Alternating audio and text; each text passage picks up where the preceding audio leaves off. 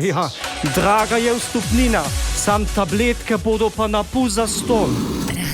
Tudi starejši ljudje se radi na dopustu zabavajo, se jim tako hitreje čas mine. Ne? In danes vam bo Karel Erjavec svetoval, kateri obmorski kraj je za upokojence najbolj primeren za dopustovanje. Gospod Erjavec, prosim. Ja, hvala lepa.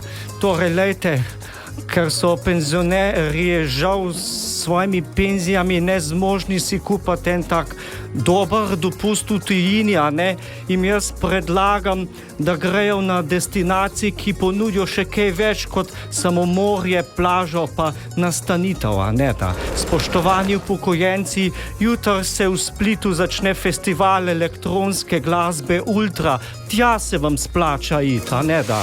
Gospod Erjavec, pa ne bojo šli upokojenci na Ultro, lepo vas prosim. Ja, zakaj pa ne? Ja, pa ne bojo plasali tam na tole. Ja, zakaj ne? Še niste videli upokojenca, kako zberglo pleše. Ne vem, pa vstopnina je draga. Ja, draga je vstopnina, sam tabletke bodo pa na pol zastonj.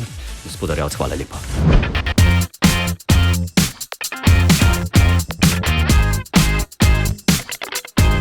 Čakaš, da rečem? Veš, kaj sem ti hotel povedati?